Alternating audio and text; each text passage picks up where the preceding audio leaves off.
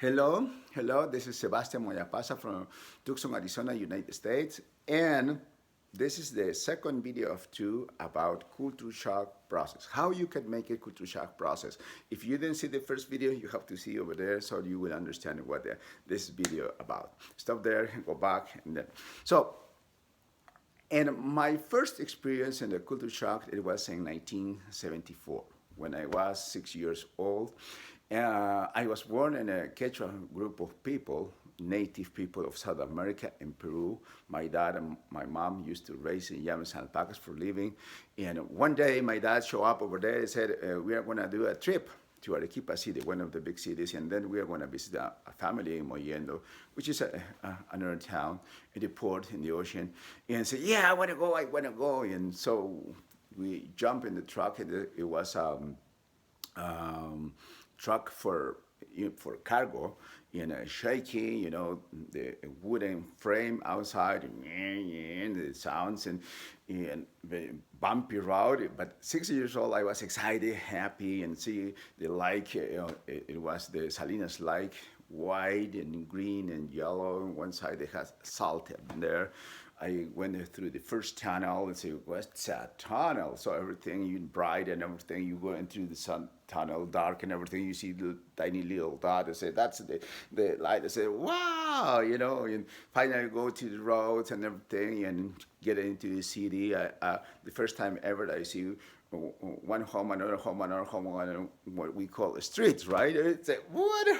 I never saw it in my life. And I saw nice places to walk, and I saw a wider area and said, I want to walk over there. And my dad said, no, you don't have to go over there. That's for the cars. Cars, what are those cars? And suddenly, rooms goes one and room goes over.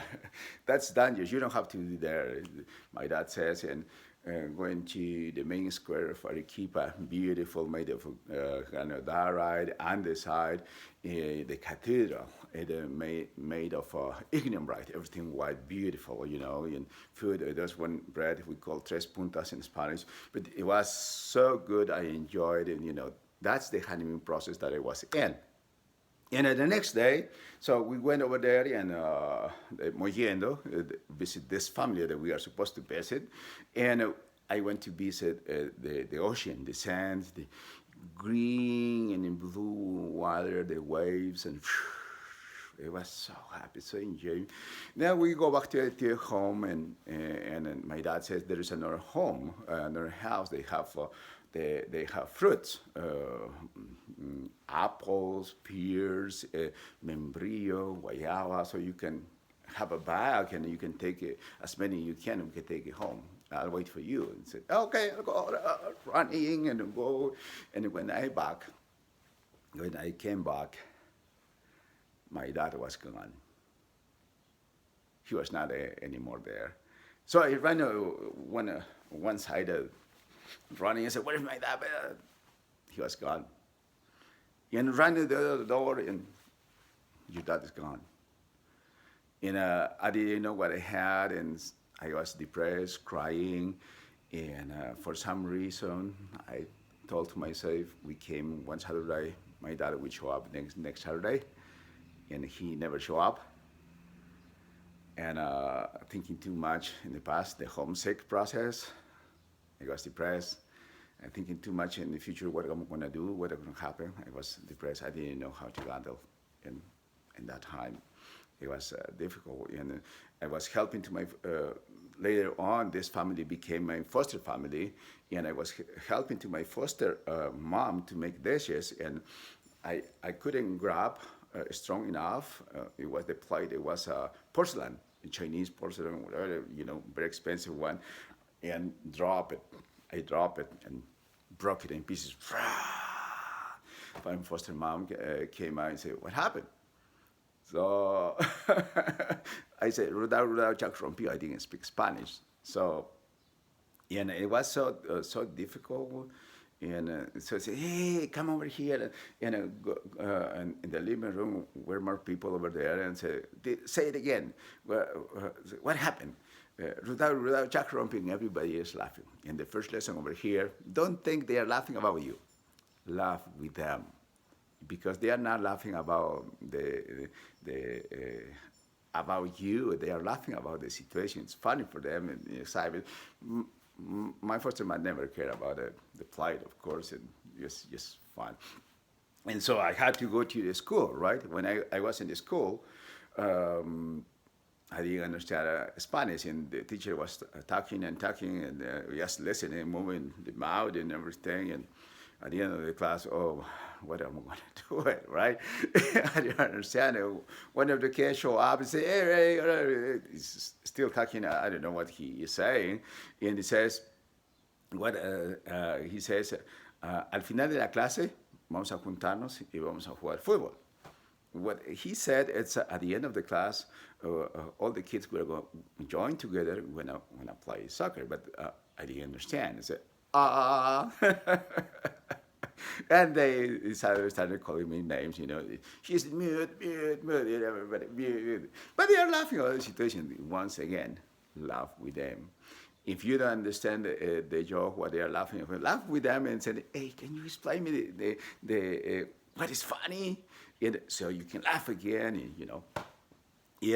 I said the process is 3 years. So in the second year of the school, I just fell Spanish class. And in my Spanish class, I went home. My mom says, "You're not going to have summer. You're not going to the beach." She said, "What? No, you can go, but first you have to go to the classes." And said, "Oh."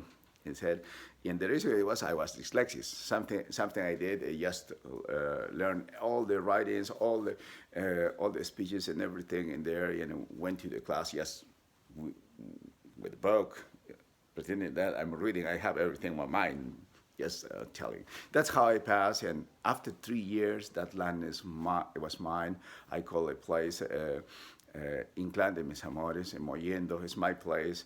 I enjoy so much with these people. They are part of me. I'm part of them. And Inclán de Mis Amores, Mollendo Querido. This is my place. And I have many friends over there. They become my psychological brothers, and I became part of them, right? So, in the future goes this. When I was 18 years old, I went to my dad's place. I never saw, after 12 years, I didn't saw my dad and said, "Why you did this to me? You left me in a place that was not my home. People with it's not. I didn't know it. What happened?" And something my dad told me, when I was a child, as you were, I didn't have the opportunity that I wanted. I didn't have choices that I wanted. So I want you to have those. So that's why I left you over there with a family, food, place, secure, and that's when I understood everything in the future and say, this is an action of love that my dad did for me. Because of all of that, I learned reading, writing. I made a test for the university. I entered the university. I graduated, and it was those things that we think life is happening to us, but in the reality, life is happening for us, and that's what I learned. So I already give you number one tip. So the first tip, how to make the culture shock easier, it was to knowing from 0 to 3 years. That's going to be your process. In your honeymoon, maximum would be 3 months. But in my case, it was only 3 days in my first culture shock, right? And so the second very important part, you can do, it's number 2, eat your food on time at the same time. Breakfast, lunch, dinner. I used to eat 7 a.m., 12, 6, 7 a.m., 12, all the time. That's not matter if you are depressed, anxiety, not eat, because you need protein, vitamins, minerals, iron for your blood, and you have to. No choice, you have to. And the second one is make exercise. 30 minutes, 1 hour, exactly. And when you're running, making exercise and everything, your brain, all your brain, your cells will work better, excited and happy, and all your chemicals that it needs to be depressed or anxiety go way lower, and all your chemicals to make it gratitude, happiness, enjoyment will go up. That's what you need. And the third one, and this is only the second one. Remember, the third one is find a place where you can learn the new language, the new culture, the new customs. Church, library, community college, the school, and interact with others. Try to learn their language. If you don't know them, tell say, "What's your language? I want to learn. Teach me." You become part and easier. You know, and a third and last one, that's all I'm going to tell you in this one. Third, number one, find someone else who already go through culture shock process, through culture change process. Just knowing there is one close to you already went through this process will give you just a little bit of hope that you can make it. With that hope, you are going to have the faith, absolutely faith and belief yourself. You are going to get out of this culture shock process. And at the end, like I told you, after 3 years, 9 years, 12 years, I became what I am today. I'm grateful. And because of that, I can be stand up in the camera and tell you, you can do it too. Find the third one again. Find someone else who already went through this process and can help you. And the good part about this is not going to be the same experience that mine, but just knowing that he did or she did, you will do it. Okay, thank you very much. This is all for today, and enjoy your day. Thank you. Bye bye.